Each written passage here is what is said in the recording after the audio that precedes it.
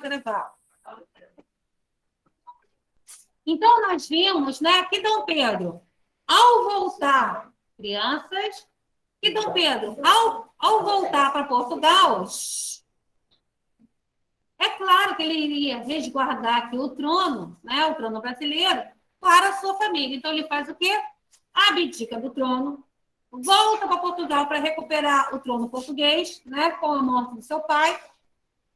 Deixa aqui Dom Pedro de Alcântara, seu filho, né, com apenas 5 anos de idade. Segundo a Constituição, Dom Pedro de Alcântara não pode governar, né, de 21. Portanto, né, o Brasil teve que ser governado por regentes até que Dom Pedro de Alcântara completasse a maioridade, tá? Esse período em que o Brasil foi governado pelos regentes ficou conhecido como período regencial. E foi um período, presta atenção, e foi um período de grande agitação política. Então, quais são as características do período regencial? Agitação política, né? Agitação social e efervescência política, organização política. Nesse período, né, nesse momento do período regencial, as províncias brasileiras aproveitaram, né, para se organizar em movimento contra o Império. Então, nós tivemos várias revoltas no período regencial. Tá? Então, foi um momento de muita contestação. Tá? Foi um momento de muitos movimentos sociais contra o Império. Nós tivemos a cabanagem, a sabinada, a farroupilha, revolta dos malês, tá? Todos movimentos populares contra o governo imperial. Período regencial.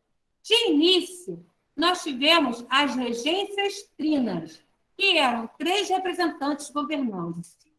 Depois, nós tivemos a criação, né, do ato adicional, aonde, de regência trina, nós passamos para a regência una, uma só pessoa no governo, tá? Um só regente. Tudo isso com a tentativa de acalmar o povo. Então, olha só, o que eu vou passar para vocês agora? Vou passar o vídeo do telecurso como forma de introdução ao que eu falei para vocês. E depois nós vamos ver todos os momentos, né? Todos os pontos, os acontecimentos do período regencial. Sabrina, diga para mim para poder ver se fica melhor a imagem. E o filme? Eu não falei nada para mim. Sim. Eu já passei. Ótimo. Então, ó, vou pedir a vocês o máximo de atenção. É muito importante esse conteúdo. É um conteúdo que cai em provas, né? Provas aí para se ingressar no ensino médio bacana. Fiquem atentos, tá? Pessoal de casa, eu vou desligar meu microfone, que eu vou apresentar uma forma de guia, para vocês não ficarem escutando o som aqui do barulho da sala de aula. Atenção, hein?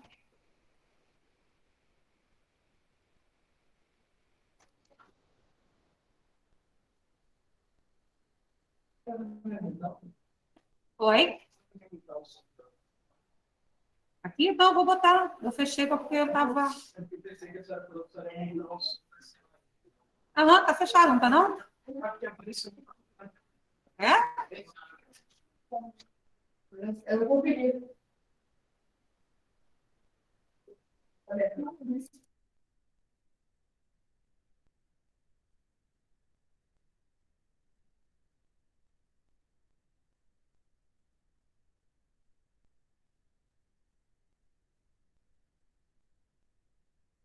Unidade e de Conquista. Esse é o nome da unidade 5 do curso de História do Telecurso que se inicia agora. Nesta e nas próximas teleaulas, veremos como o século XIX caracterizou-se pelos esforços de construção da unidade e da identidade nacionais a partir das experiências ocorridas no Brasil e na Europa, especialmente em países que se unificaram na época, como a Itália e a Alemanha. No caso do Brasil, o desafio foi o de manter a integridade da ex-colônia portuguesa e, ao mesmo tempo, forjar uma nação em meio a conflitos que questionavam tanto o modelo político quanto a ordem escravista. Conflitos que deixavam expostos que a realidade negra e indígena da população brasileira contrariava o desejo de sua elite de torná-la semelhante à Europa. No caso europeu e norte-americano, surge paralelamente o movimento de expansão imperialista de capitais e de conquista neocolonial sobre a África, a Ásia e a América.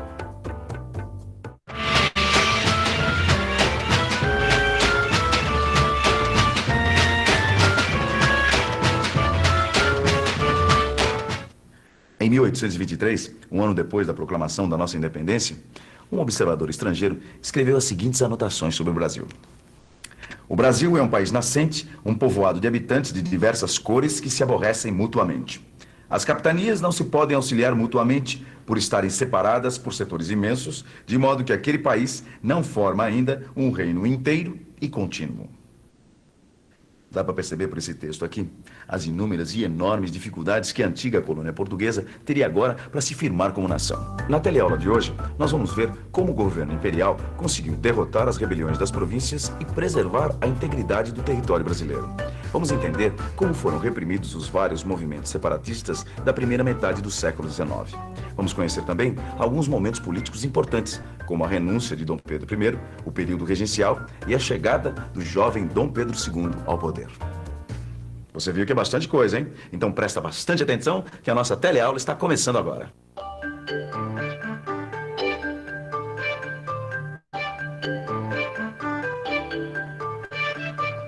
Nós estamos no coração econômico de São Paulo. É por isso que aqui está tão movimentado. Agora eu quero que você preste atenção numa coisa. Olha só essa placa ali. Está escrito Frei Caneca.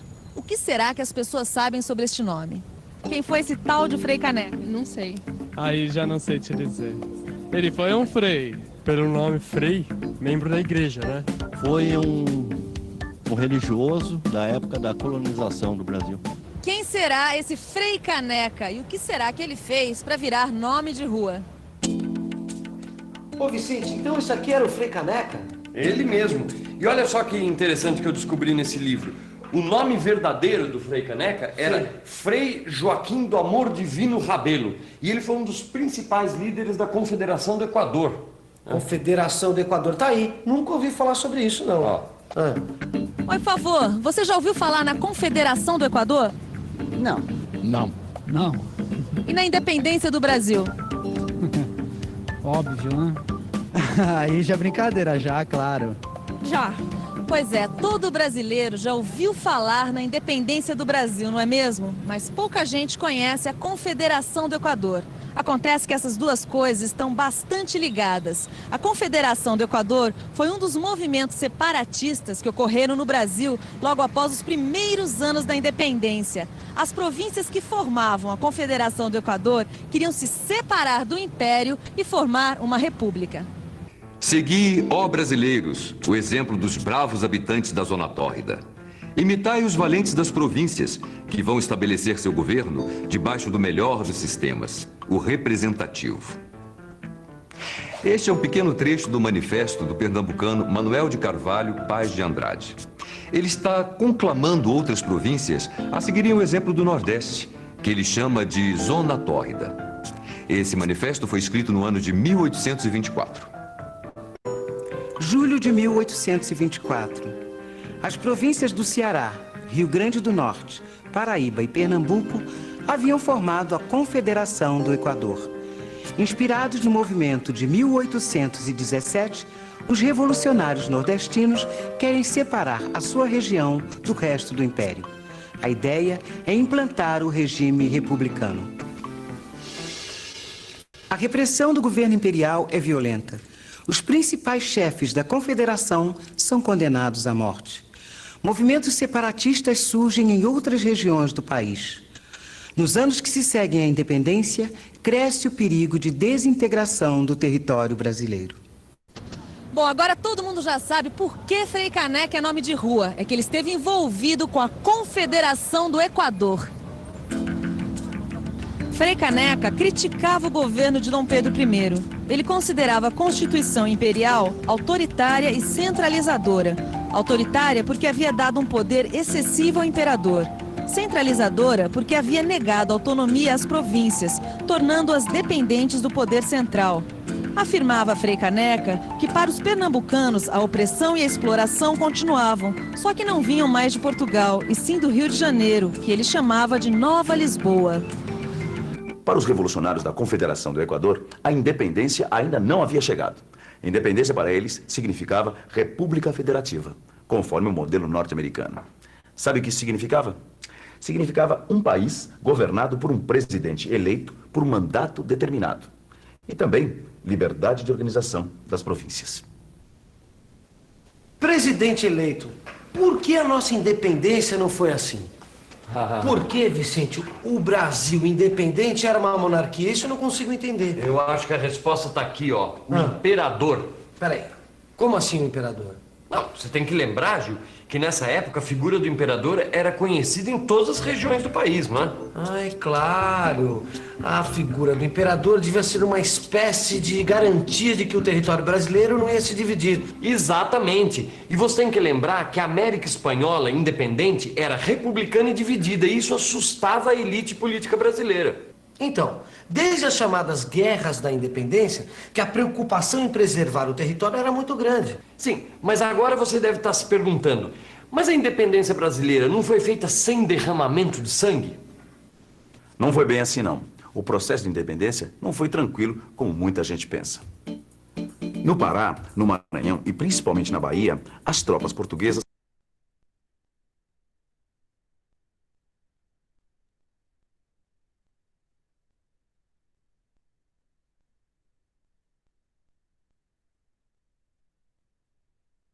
Gente, só um minutinho, tá? Tô tentando, vou botar de novo para ver se casa a voz com a legenda, tá me dando agonia. Só um minutinho só. E a imagem. Vou botar outra vez para ver se ele vai certinho a voz, tá bom? Espera aí.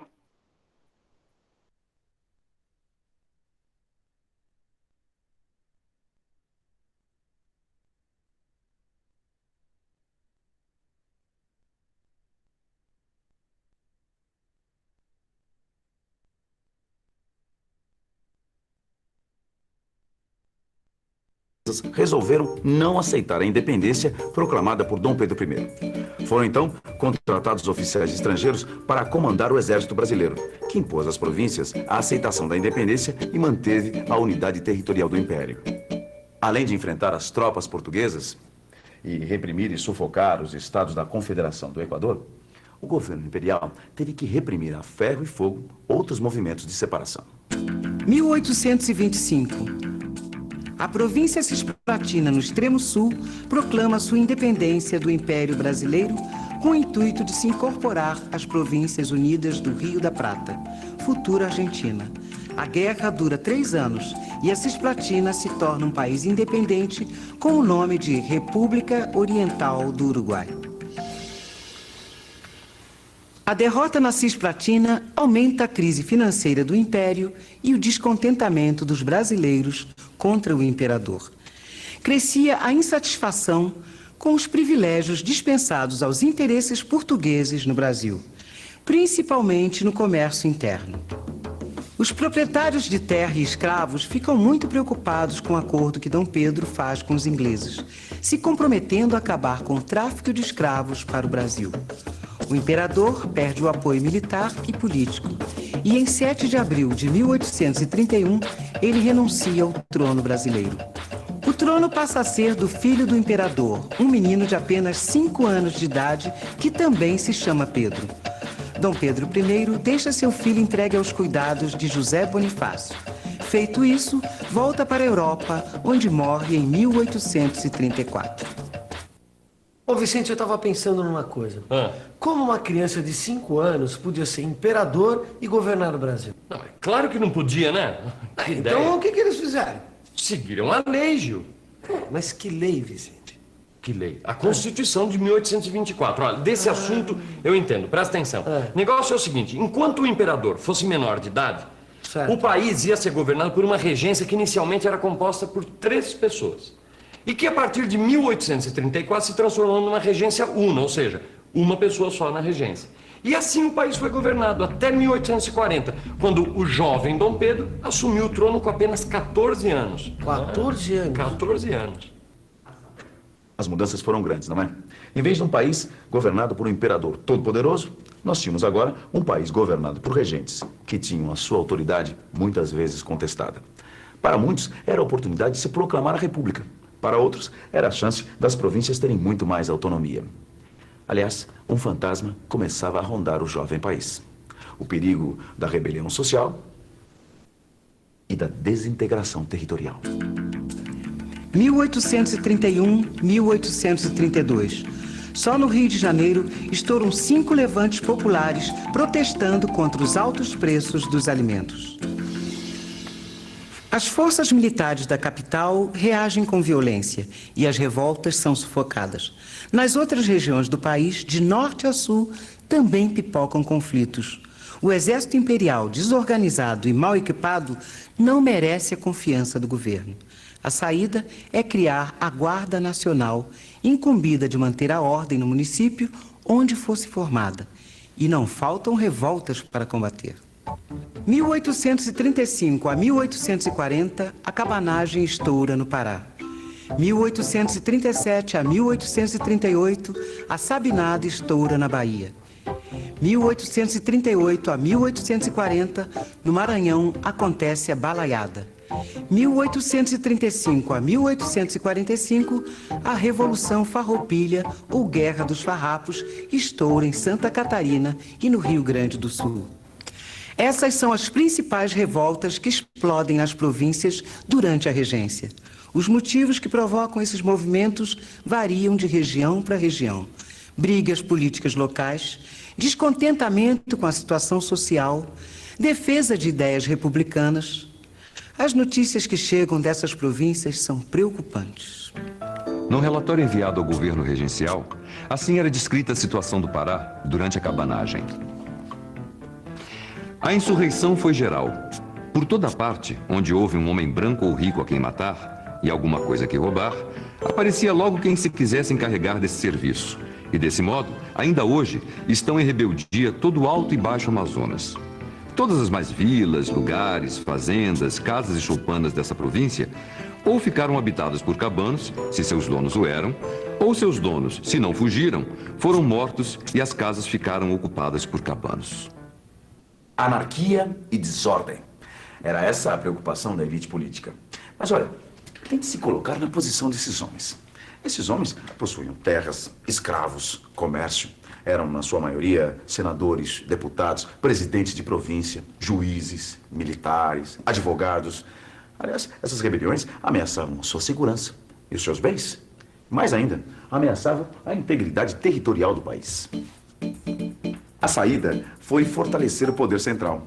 Em maio de 1840, com a aprovação da Lei de Interpretação do Ato Adicional, proposta pelo regente conservador Pedro de Araújo Lima, foram retiradas das províncias várias de suas atribuições, principalmente no que se referia à nomeação de funcionários públicos. Em julho, graças à iniciativa dos liberais, foi decidida a antecipação da maioridade de Pedro II, que assim pôde subir ao trono. Dessa forma, estava de volta a autoridade imperial. Mas Dom Pedro II ainda não estava livre das agitações. A Revolução Farroupilha ameaçava transformar as províncias do Sul em repúblicas independentes. Em 1842, foi necessário esmagar revoltas liberais em São Paulo e Minas Gerais. Afinal, a Guerra dos Farrapos se encerrou em 1845. A Revolução Praieira de 1848, em Pernambuco, foi a última manifestação da agitação dos primeiros tempos do Brasil independente. Até 1850, todas as revoltas provinciais foram controladas. Foi a vitória do projeto centralizador posto em prática pelos políticos conservadores. Graças a essa política centralizadora e conservadora, o Estado Imperial conseguiu manter a integridade do território nacional. Vamos revisar como foi esse processo? E atenção, se liga aí que é a hora da revisão. Na teleaula de hoje, você conheceu alguns desafios do Brasil independente para manter a unidade do seu território. Conheceu os movimentos separatistas que foram enfrentados a ferro e fogo pelo governo imperial. também se lembrou de fatos importantes, como a renúncia de Dom Pedro I, o período regencial e a antecipação da maioridade de Pedro II. Você também viu que a saída para acabar com as rebeliões e manter a unidade do território foi a centralização do poder imperial. Na próxima teleaula, vamos examinar outros desafios que se colocavam para a jovem nação brasileira. Um desses desafios era o de definir o povo brasileiro. Quem faria parte da sociedade e quem ficaria fora dela? Quem seria cidadão? Quem teria direito de voto? O que significava, afinal, ser liberal ou conservador? Na próxima teleaula, você vai saber a resposta a todas essas perguntas. Até lá!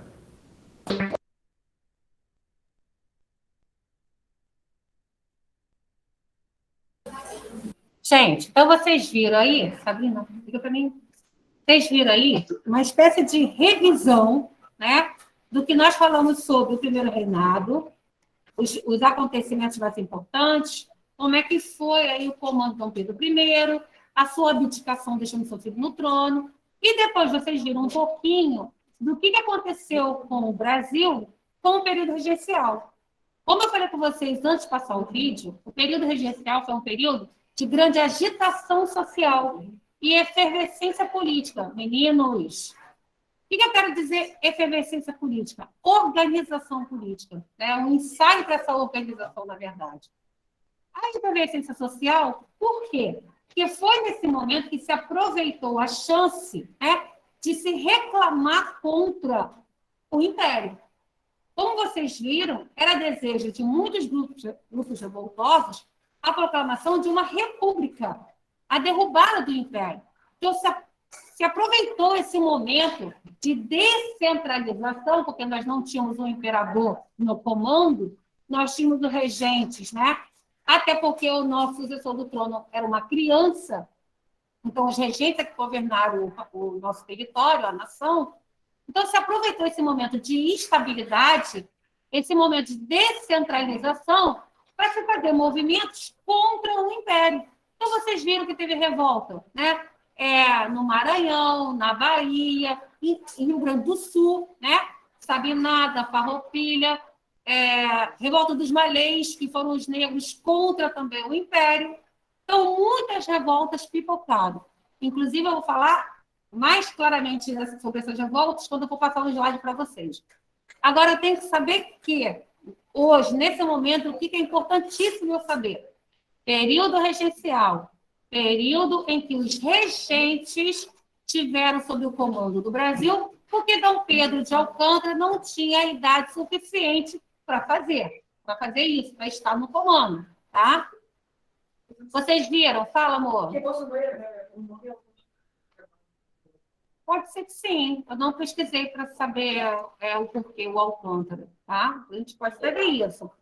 Então, nós vimos que, até nessa apresentação, né, de introdução, falou o seguinte, que quando foi, né, quando Dom Pedro de Alcântara, Dom Pedro II, porque com a morte de Dom Pedro I em 1834, houve aí, né, o título de Dom Pedro II para Dom Pedro de Alcântara. Quando Dom Pedro de Alcântara, né, Dom Pedro II, estava aí com 14 anos, foi dado um golpe para que ele tomasse o poder antes de completar a maioridade. Por que isso foi feito? Para acalmar os ânimos da população. Para tentar conter aquele monte de revolta, de movimento contra o Império. Depois eu venho com essa informação para vocês o que aconteceu lá, tá? Então, o intuito era acalmar o povo. O que fazer para acalmar o povo? Colocar Dom Pedro de Alcântara no trono, né? Colocar Dom Pedro de Alcântara para assumir o seu posto de imperador e mostrar para a população que tudo estava calmo, que tudo estava dentro da normalidade, mesmo sendo Dom Pedro com tão pouca idade, né? 14 anos, né? 14 para 15, ele tinha 14 anos e pouquinho, tá? Agora, Sabrina, não fala assim. Agora, lembrando, né? O Dom Pedro, ele ficou no governo, claro. Claro que não, governando sozinho, né? Ele ficou aí sendo comandado, né, orquestrado aí, como se fosse uma marionete, podemos aqui dizer, né, pelos os parlamentares, tá? Pelos parlamentares. A princípio, a sua centralização, né, a sua tomada de poder, foi para mostrar que tudo estava dentro da normalidade, que tudo iria se acalmar, né, para acabar com aquele monte de revoltas, né, de movimentos contra o Império que vieram aí surgindo a todo momento, tá? Então, olha só, meus queridos, pegando o caderno, por favor, que a gente tem aqui um tempinho. Ih, mas antes de eu pegar o caderno, deixa... Oi? Não era muito diferente, né? Mas, ó, lembrando, ele passou toda a sua infância sendo preparado, né? Sendo treinado, né? Sendo ensinado a ser imperador, tá? Ele veio todo esse momento estudando para ser imperador. Deixa eu só anotar para ver quem está aqui na aula, por favor, rapidinho. Senão eu vou mostrar o slide e eu acabo não vendo.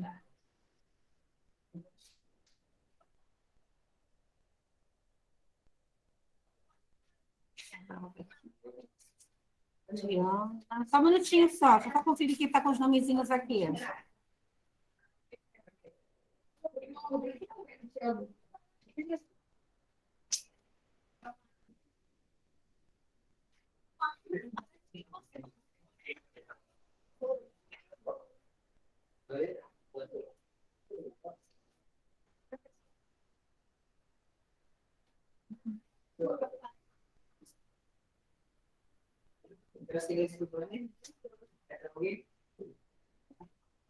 Para completar aqui a chamada, que eu já estou vendo gente aqui, eu vou anotar a ação depois, eu acabo deixando.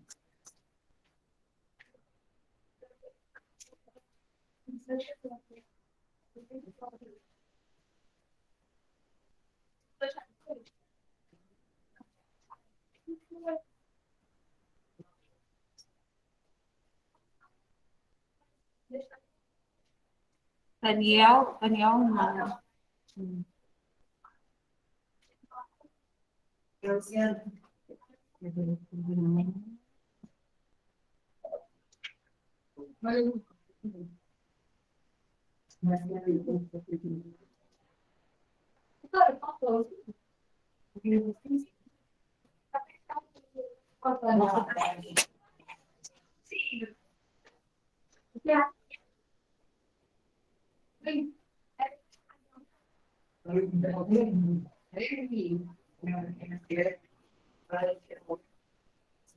Tá ouvindo isso aqui rapidinho?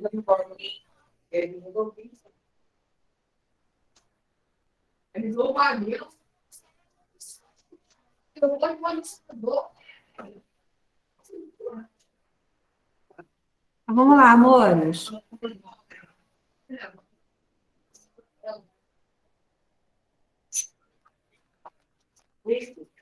Então, pegaram aí o caderno?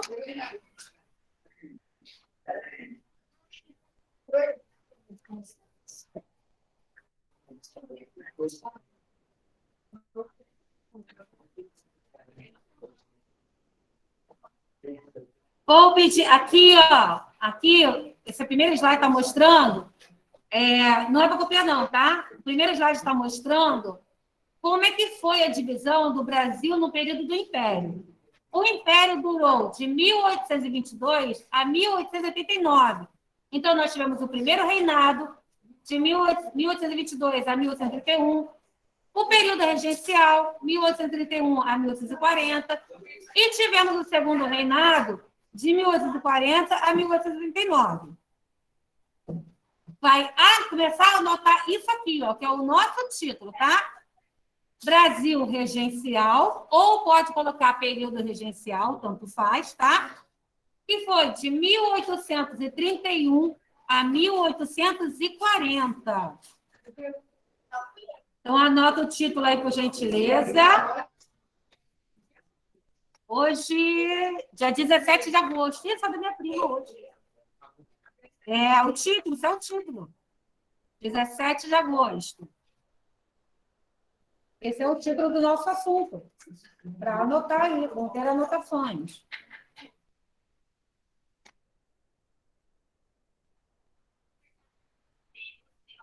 Não.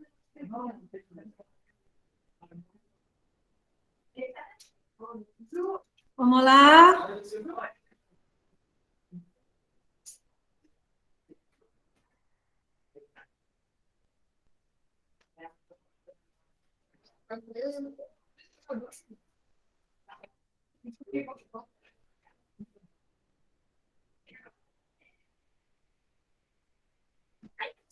Vamos lá.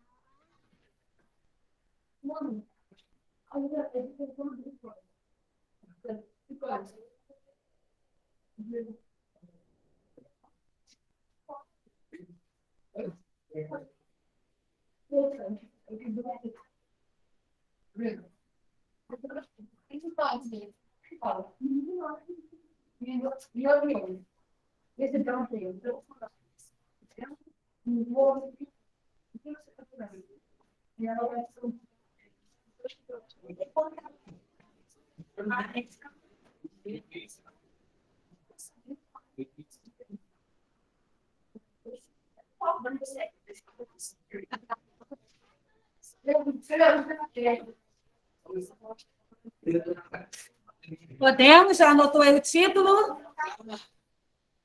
Olha, gente, que isso? Só o título.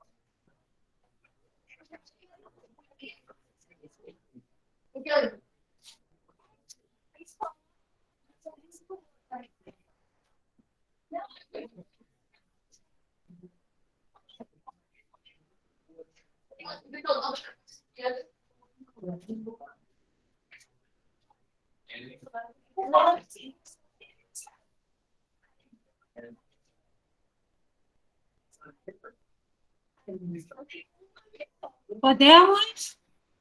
Oi?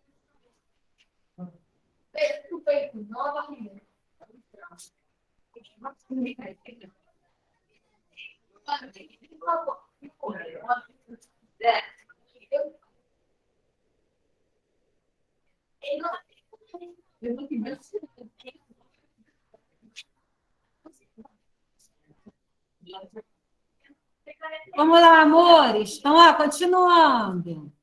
Esse é nosso título, Brasil Regencial, ou período regencial, tanto faz, de 1831 a 1840, abdicação de Dom Pedro I. Então, olha só. Passa fora pé de chumbo, vai-te do nosso Brasil.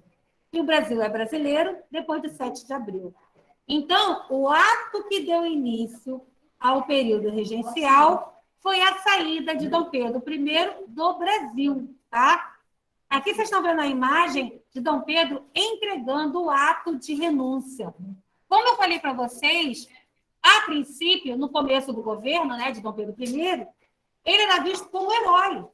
E depois, por suas atitudes autoritárias, não solução de problemas financeiros e sociais do Brasil, perda da cisplatina, preocupação com o trono português, enfim, tá?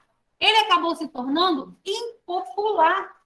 E os populares, as pessoas, o brasileiro, já não o queria mais. Já não via como via antes, tá? Então, a abdicação de Dom Pedro I dando a coroa para o seu filho, muito bem representado nessa charge, né? Dando a coroa para uma criança, foi o ato, né, que deu início ao período regencial.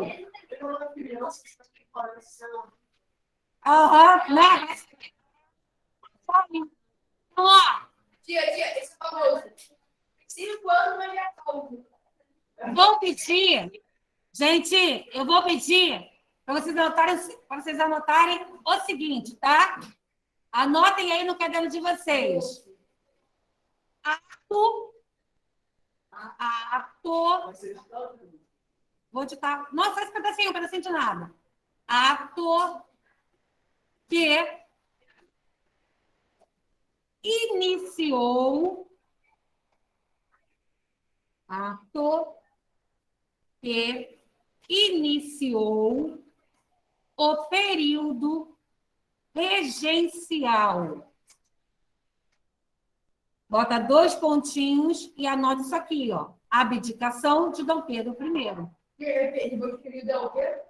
Ato que iniciou o período regencial. Ato que iniciou o período regencial. 2 pontinhos, abdicação de Dom Pedro I. Ato que iniciou o período regencial. 2 pontos, abdicação de Dom Pedro I.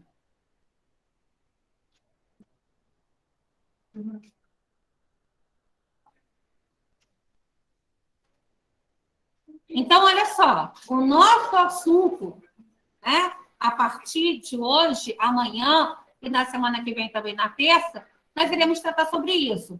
Eu ia passar para o próximo slide e até pedir para vocês anotarem, mas não vai dar mais tempo. Então, né, vou até parar por aqui, porque para anotar correndo também vai ficar difícil. Mas o próximo slide, já para adiantar para amanhã, é isso aqui, ó. Período regencial. Aqui vocês estão vendo a divisão do período regencial. Nós tivemos a regência trina provisória, regência trina permanente, depois, um ato adicional de 1834, vigorou a regência una de Padre Feijó e regência una de Araújo Lima. Esses são os governos, né? É a divisão do período regencial. Amanhã, nós iremos iniciar nesse slide aqui com a anotação de vocês, tá bom assim? Vou até anotar aqui que slide é esse. Slide número 5. Porque amanhã a gente vai começar com ele, inclusive anotá-lo, tá? Como falta só 2 minutinhos, não vai adiantar eu mandar vocês copiarem agora, não está correndo, né? Não vai dar certo. Então, ó, amanhã falaremos mais sobre o período regencial, esse período que teve início com a abdicação de Dom Pedro I, deixando o trono para o seu filho Dom Pedro de Alcântara, de apenas 5 anos de idade. Por ele não ter idade suficiente, o Brasil passou a ser governado por regentes até que ele completasse a maioridade. Mas nós já vimos aí no vídeo que houve, né, que aconteceu um golpe colocando Dom Pedro de Alcântara no poder antes da maioridade, e eu vou explicar o porquê que isso aconteceu, né? Eu já até falei que era para a centralização do poder, tá? Então, é só, meus amores, até amanhã nós continuaremos com esse assunto, tá? Não faltem de jeito maneiro, hein?